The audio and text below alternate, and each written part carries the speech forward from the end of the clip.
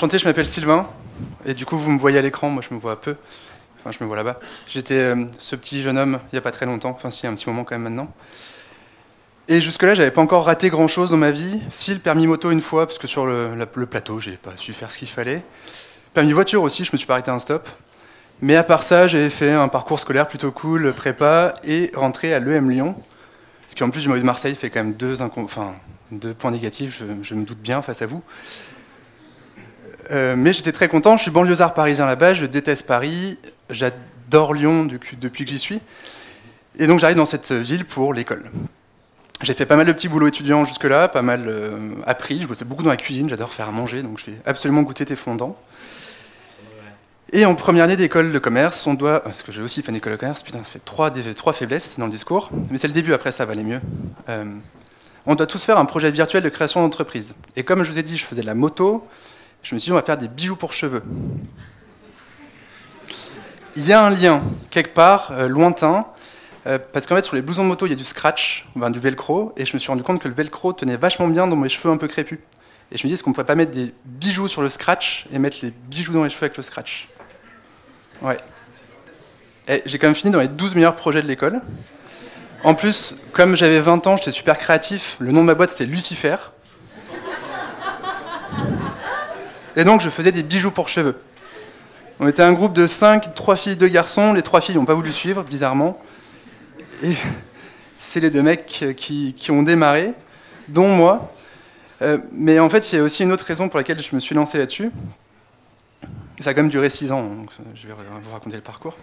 C'est grâce à Valérie, en fait, qui en vrai ressemble pas à ça. C'est plutôt à l'époque, c'est une sosie de Katsumi, métisse asiate. Elle devait avoir 28 ans. Moi, j'en avais 20, c'était le fantasme de ma vie. Je me suis dit... Et elle vient me voir à la fin de ma presse, elle vient me dire, Sylvain, tes bijoux, ils sont pas beaux. Ton équipe, elle tient pas la route, mais j'adore ce concept de boucle d'oreille de cheveux, de truc qui sert à rien, mais qui est juste joli. Donc si tu trouves autre chose et que tu restes dans cet univers, voilà ma carte. Et je t'invite à dîner à Paris. Moi, j'ai entendu autre chose que dîner, mais en fait, elle m'a dit dîner. Au final, c'est mon associé qui l'a chopé, mais ça, c'est pour... Mais c'est pas grave. Et grâce à Stéphane, parce que du coup, je me suis lancé pour de vrai, j'ai vu ma maman me recoudre un pantalon et utiliser un enfile-aiguille ou un passe-fil, un petit truc pour les femmes qui sont bigleuses, comme ma mère. Et pour éviter de mouiller le bout du truc et pousser dans le chat de l'aiguille, ça permet de mettre très simplement le fil dans le chat de l'aiguille. Et je me dis, est-ce qu'on ne pourrait pas enfiler des petits bijoux dans les cheveux qui tiennent tout seuls? Je fais un proto, c'est joli, c'est mieux que les velcro, c'est plus petit, c'est plus fin. Et je vais à la rencontre des fabricants à Oyonnax, c'est entre Lyon et Genève, c'est à Plastic Valley, où ils font tous accessoires de lunettes et tous accessoires de cheveux. Je vais voir 400 fabricants, ils me répondent, t'es mignon, mais on fait ça en quelle matière? Je sais pas, on fait un truc qui fait ça. Non, mais tu nous donnes un cahier des charges concret et précis, on en discute. Donc heureusement que Stéphane de la Chambre de commerce à Lyon m'a beaucoup aidé. Il m'a refait faire des cours de physique, parce que du coup, moi j'ai fait bac éco, donc la physique j'avais arrêté en 3e. À l'époque, ça se faisait même plus en seconde. Et donc l'enfer. Le rendez-vous avec Gérard, qui tenait un cabinet d'études en plasturgie, qui avait une 60aine d'années, a été assez mythique, ça a duré 2 heures. Moi, je lui parlais de Laurie, Priscilla et Tam Clairs. Lui me répondait dureté short, coefficient d'allongement, néoprène ou SEBS. Autant vous dire qu'on ne s'est pas compris. Mais comme il était sympa, il m'a dit, Sylvain, t'as pas l'air complètement con. J'ai vu que t'avais rien compris, mais t'as pas l'air complètement demeuré. Donc, petite question pour finir l'entretien, d'après toi, ton bijou, et c'est simple, hein. Te mets pas la pression, la question est facile. Ton bijou, on l'injecte ou on l'extrude? Ah, comme le deuxième mot était vachement marrant, je lui dis, bah, on l'extrude. Il fait, ben non, on l'injecte. Ah. Visitez une boîte de plasturgie, vous comprendrez vite, c'était évident qu'il fallait l'injecter et pas l'extruder. Mais en tout cas, j'ai appris plein de choses. Et c'est peut-être là que ma première erreur a démarré, c'est que tous les Français ont toujours dit non. J'ai fait un joli cahier des charges de 6 pages. Et les seuls qui ont dit oui, mais de toute façon ils disent toujours oui, enfin ils disent oui, oui, c'est les Chinois. Et donc je suis allé fabriquer en Chine. Putain. Et ils m'ont fait toutes les conneries du monde. Exemple bête, là ça a commencé à marcher, là, septembre 2007. Août 2007, je vais vérifier la prod, parce que le cahier des charges, là, ça fait 3 ans qu'on a démarré, 4 ans. Il faisait 6 pages au début, il en fait 14, parce que chaque nouvelle livraison, on a une nouvelle connerie, donc on rajoute des tests à faire. Sachant qu'ils n'avaient pas copié exactement les dessins techniques qu'on leur avait envoyés, ils avaient copié le prototype, avec les défauts de symétrie qu'il y avait sur le prototype, évidemment. Parce que j'avais fait ça au carton, hein, le prototype. Et j'arrive là-bas, on a 100 000 bijoux, avec 5 cristaux Swarovski qui sont empaquetés, prêts à être livrés en France, et tous les cristaux sont ternes et sales. simplement parce que sur la table sur laquelle ils collaient les bijoux sur l'attache, il y avait de la poussière et de la colle. Donc tous les bijoux étaient dégueulasses. Et je lui dis, mais qu'est-ce que vous voulez que je fasse de ça? Mais coup de chiffon, coup de chiffon. Je dis, non, je ne vais pas demander à mes clientes qui vont acheter mes bijoux 15 balles de mettre un coup de chiffon pour que ce soit propre. Soit c'est propre, soit je ne prends pas. Et là, on met un coup de chiffon, ça ne part pas, parce qu'il y a quand même de la colle. Et je les ai déjà vus faire, donc coton de tige, dissolvant, un aller-retour sur les bijoux, un coup de chiffon, et là ça part. On en fait une dizaine ensemble, je dis, bon, bah, il reste 100 000, démerdez-vous. Là, ils ont une capacité incroyable à appeler les tontons, le voisin, le chien du voisin aussi, et les enfants. Enfin, non, ça ne faut pas le dire. Et ils étaient 30 dans l'usine le lendemain pour traiter les 100 000 bijoux. Donc moi, je vais me balader 2 jours, voir d'autres choses. Expérience aussi terrible, c'est de manger des fruits mer avec des Asiatiques.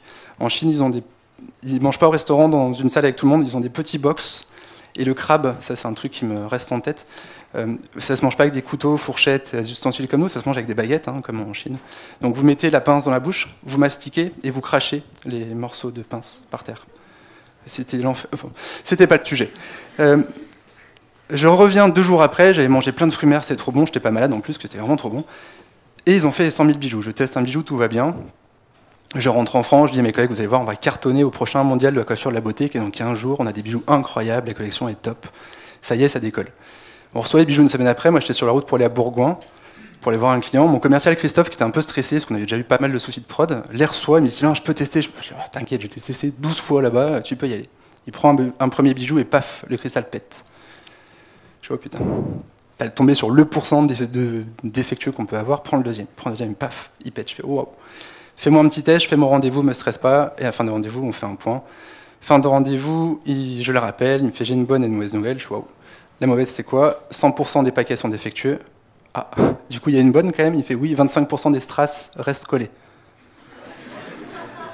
Donc, si on les tire tous un par un, on peut en récupérer quelques-uns et refaire des paquets. Ah. D'après vous, que s'est-il passé? Mettez-vous à la place d'un enfant de 3 ans, d'un Chinois, pardon. Non, qu'est-ce qui s'est passé? Pourquoi tous les strass se décollent? Ils ont fait des bassines de dissolvant, exactement. Bravo pour ton imagination bien enfantine, puisque c'est exactement ça. Ils ont fait des bassines de dissolvant, ils ont mis les bijoux dedans, ils les ont ressortis, ils ont mis un coup de chiffon, donc il n'y avait plus de colle ni en dessus ni en dessous. Donc ça ne collait plus. Mais c'est qu'une erreur parmi plein d'autres. Je me suis aussi méga entouré parce que je manquais de confiance en moi aussi, parce que j'avais ultra peur de la compta. Donc j'avais un expert comptable plus une comptable à mi-temps pour gérer 12 factures par mois et un chiffre d'affaires de 200 000 euros. J'étais en train de travailler sur des bijoux pour chiens aussi, et des bijoux parfumés. On pouvait encapsuler du Chanel numéro 5 dans nos bijoux, alors que nos bijoux du moment ne marchaient pas encore. Ouais, plein. Et l'international, si, j'ai été reçu par Claire's à Chicago, parce que leur centre, le siège social est à Chicago, donc moi c'était le rêve de ma vie de rentrer chez Claire's, qui est quand même une grande chaîne d'accessoires de coiffure, d'accessoires tout court. Et j'ai passé beaucoup de temps aux US pour faire ça, sauf qu'en France ça marchait pas encore, qu'aux US on n'a pas signé Claire's, parce que Claire's nous demandait x7 de marge. Donc pour un bijou qui se vendait à l'époque 10 euros, il fallait que je leur vende moins d'1,50 €. Moi les matières premières me coûtaient 2 €. C'était compliqué. J'ai vendu quand même à d'autres Américains, sauf que pendant ce temps-là, je vendais pas en France, qu'aux États-Unis, je faisais pas le suivi market. Enfin, des conneries, j'en ai fait 100, ou plus, beaucoup plus même. Et tout ça, au bout de 6 ans, ça mène à ça, mes plus grands potes. Donc lui d'abord, le juge. Alors, on est penaud hein, quand on arrive face au juge, j'avais 6 salariés. On avait prévu le truc, hein, on a anticipé, on a payé jusqu'au dernier jour les salaires, on a même prévenu les fournisseurs, on a fait proprement le truc. Sauf que j'arrive face au juge, on rentre dans une salle, je vous recommande de rentrer au tribunal de commerce, c'est souvent ouvert une demi-journée au public. Et à Lyon, c'est fait de telle sorte que la salle est dans le noir, il n'y a que le juge qui est sous la lumière et sous un plafond assez élevé, et que vous rentrez dedans, ça pue un peu le moisi, vous vous sentez déjà coupable, vous n'avez encore rien fait, vous venez juste en tant que visiteur, mais en fait, vous vous dites, ils vont m'emmener en tôle, quoi. Donc là, vous arrivez face au juge, il ouvre votre dossier. Franchement, j'ai eu l'impression que ça prenait 30 secondes, les gens m'ont dit autour de 2 minutes. Il regarde, il fait être rapide, il fait Monsieur Tillon, je vois pas trop de solutions. Je hausse les épaules, il prend son marteau, il tape, il fait c'est fini, vous ne touchez plus à rien, vous ne répondez plus au téléphone, vous touchez plus au compte bancaire, vous n'entrez plus dans les bureaux. C'est fini. Et ça a pris 30 secondes. Je vais nommer un liquidateur, un commissaire-priseur. Ils vont récupérer les dettes de la boîte, récupérer les créances de la boîte, estimer vos actifs et liquider. Ils vont prendre contact avec vous prochainement. Merci monsieur, au revoir. Et là, une rencontre magnifique avec mon ami liquidateur, que je ne nommerai pas évidemment Maître Balzac à Lyon, qui me reçoit avec mes 6 cartons de compta, parce que la boîte avait 6 ans, on faisait quand même 500 000 € de chiffre d'affaires, on avait été rentable en 2008, mais en 2009, on s'écroule. Et qui me dit, Monsieur Tillon, vous avez créé une nouvelle boîte, si je vous pose une question, je veux une réponse dans les 24 heures, sinon je vous mets en interdiction de gérer. Donc déjà à l'époque, moi j'étais coté 0,40, c'est-à-dire que je ne pouvais plus faire aucun prêt bancaire, aucun rien du tout. Heureusement que j'avais ouvert un autre compte avant de liquider, parce que sinon je ne pouvais même plus créer de boîte via la banque. En plus de ça, il me dit, je vais t'interdire de travailler, si tu ne me réponds pas à la question dans les 24 heures. Plutôt sympa comme approche. Mais le pire, je crois que c'est lui, c'est le commissaire-priseur, j'ai plus son nom, c'est dommage, qui vient dans les bureaux, qui vient estimer notre actif. Donc on a 6 ans de vie, on a un fonds de commerce qui faisait 500 000 € de chiffre d'affaires l'année avant, on est référencé chez 75% des grossistes en coiffure en France. On a 30 000 € de stock en prix d'achat, donc en prix de revente, ça vaut entre 60 et 80 000 €. On a un brevet mondial, ça a aussi été une connerie parce que ça m'a coûté un fric fou, et en plus on s'est fait attaquer par un concurrent qui voulait nous copier, que pendant ce temps-là, il pouvait nous copier parce qu'on n'avait pas encore gagné le procès, donc on l'a gagné au bout, mais ça a duré 3 ans, et ça m'a coûté un fric fou. Donc on a un brevet qui a coûté 80 000 €, qui est reconnu au niveau mondial et qui a de la valeur, parce qu'on a gagné un procès avec ce brevet-là. On a quoi d'autre? On a des ordi assez neufs. Bon allez, on va dire que la boîte, elle vaut 200 000 €, quoi. Vu qu'il n'y a plus de dette, que lui il vend que l'actif, elle vaut 200 000 €. En étant... D'après vous, il l'estime à combien? 20? Qui dit mieux? 3 500 €. Ouais, les boules. 6 ans de votre vie, les boules. En plus de ça, le crédit mutuel, j'avais 2 prêts bancaires où j'étais encore caution perso, donc ne jamais prendre de caution perso quand on crée sa boîte, parce que ça peut être génial, vous êtes sûr que ça va marcher, mais en fait, il y a 9 chances sur 10 que vous plantiez. Donc à la fin, il faudra rembourser les banques en plus, même si vous êtes un SARL ou un SAS. J'ai 2 prêts bancaires où je suis aux cautions à taux de 40%, CIC, crédit mutuel. CIC, je les appelle le lendemain de la liquidation, j'ai dit je vous dois des sous, dites-moi combien, je vous fais le virement, moi je veux passer à autre chose. Super honnête, monsieur Tillon, c'est bien. Crédit mutuel dit non, en fait vous nous devez 100% parce que vous n'avez pas vu toutes les petites lignes, le 3e alinéa, machin, on veut tout. Je dis je peux pas, j'ai pas les sous. Derrière ça, moi je vis chez des potes, hein, et moi c'est des potes qui m'ont sauvé aussi, à sortir de la merde.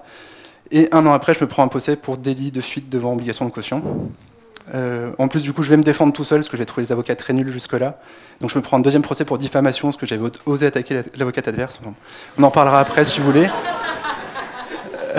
Et ma copine qui me largue aussi, parce que quand vous êtes entrepreneur, vous êtes cool, et peut-être qu'un jour vous serez riche, mais le mec qui reste en pige jusqu'à 10 h du mat, qui est paumé dans sa vie, qui sait plus ce qu'il doit faire, et qui a plus d'avenir, il est vachement moins sexy, donc du coup, elle me largue aussi. Donc c'était top, là j'étais bien. J'étais bien. Alors ce qui est plutôt rassurant, et je te rejoins Alban, c'est que je vais chercher du boulot pour me rassurer, et j'en trouve très facilement. Tous les gens qui me reçoivent en entretien me proposent un contrat de travail. Après, j'ai très mal cherché du boulot, parce que ayant fait une école de commerce, on doit travailler dans des boîtes de conseil à Paris et à la Défense, donc c'est l'enfer. Et j'ai pas réussi à signer ces putains de contrats. Du coup, je me suis relancé sur une boîte, parce qu'en fait, ce qui me plaisait, un peu comme toi, c'était d'aller au travail avec le sourire le matin, d'être fier de ce que je fais, et de travailler avec des gens que j'adore. Et de faire mes propres erreurs. J'adore faire des erreurs, en fait. Donc je recrée une boîte beaucoup plus simple, une boîte de conseil en pédagogie qui s'appelle Sido.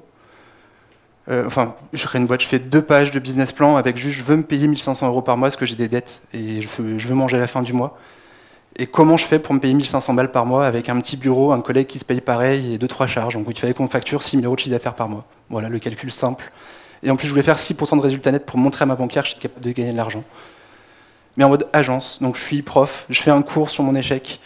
Je fais des interventions, j'avais écrit une bande dessinée qui a été distribuée à plus de 500 000 exemplaires à des collégiens, en France, en Belgique, en Corse, en Guyane, enfin un peu partout. Donc on fait des trucs un peu cool. On fait notamment ça, je ne sais pas si vous avez déjà vu les vidéos Dessine-moi l'éco, des vidéos avec une main qui dessine et qui explique l'économie, qui sont diffusées tous les 4e jeudis du mois sur lemonde.fr, depuis plus de 5 ans maintenant. Des vidéos qui ont été vues par plus de 50 000 lions de francophones. Cool, et donc maintenant une boîte qui fait 18 personnes, mais qui a fait 2 la première année, 4 la deuxième, 6 la troisième, jusqu'à 18 aujourd'hui au bout de 9 ans. Sauf que le virus m'a encore repris, et que par hasard, il y a un truc qui me rendait dingue dans la relation commerciale, c'est j'ai appris à vendre et j'ai appris à aimer l'argent suite à mon premier échec, parce qu'au début, je ne cherchais pas à en gagner, c'était une connerie. Là, j'ai cherché à en gagner, j'avais besoin d'en gagner, j'avais pas le choix. Et donc, pour en gagner, il faut trouver des clients, ceux qui payent, ce que tu disais tout à l'heure. Et ceux qui payent, bah, je les cherche, je chope un rendez-vous, c'est assez excitant quand vous arrivez à avoir le rendez-vous. Vous l'écoutez pendant 2 heures raconter ses problèmes, ses besoins et sa vie, et vous en détectez un où vous pouvez y répondre. Et vous avez une offre qui peut y répondre bien. Et là, vous concluez votre rendez-vous, vous dites, ça, je peux faire ça, je peux t'aider. Il fait, oh, top, c'est génial, j'adore. Ok, plutôt partant dans l'idée, envoie-moi une offre commerciale formelle. Je présente ça à mon associé, à mon collègue, à mon équipe ou à mon acheteur, et on en rediscute très vite. Et jusque-là, le truc est super cool, sauf qu'au moment où vous envoyez votre offre, bah, vous n'avez plus de nouvelles. Ni oui, ni non, ni merde. Vous avez beau relancer 12 fois, alors j'étais un peu pitbull, parce qu'il fallait que je mange. Mais le mec est toujours en déplacement, réunion, barrage à la secrétaire. C'est plus prioritaire, c'est pas le moment, je travaille avec un concurrent. Enfin, l'enfer. Ne pas avoir de réponse, c'est l'enfer. Et j'ai créé Tilki, qui est le big brother du document. En fait, on met des trackers dans les docs. Donc quand vous envoyez un CV à quelqu'un, on peut vous dire si l'employeur l'a lu ou pas. Quand vous envoyez une offre commerciale à quelqu'un, on peut vous dire quelle page il a lu et combien de temps. Et est-ce qu'il a commencé par le prix avant de commencer par le reste? Lui, il le sait pas, c'est tout à fait légal, c'est français. On est 28 aujourd'hui, j'ai créé ça il y a 3 ans. On vient de lever 3,5 millions, donc on devrait grandir un peu plus vite. Et c'est cool. Tout ça pour dire que j'ai aussi compilé toutes mes erreurs et d'autres dans ce petit bouquin, parce que ça a été ma thérapie d'en parler et d'assumer le fait que j'en avais fait plein. Parce qu'au final, on apprend vachement plus des erreurs des autres que des succès, parce que le succès, on ne peut pas toujours l'expliquer ou on ne peut pas le reproduire. Alors que vous faites les 100 mêmes conneries que moi, je suis sûr que vous vous plantez. Même si vous en faites une des 100, il y a des grandes chances que vous plantiez aussi. Et conclusion, entreprendre, c'est aussi accepter l'échec. Si vous créez votre boîte, vous avez beaucoup plus de chances de vous planter que de réussir. Je ne vous le souhaite pas, mais vous pourrez rebondir. Bonne soirée.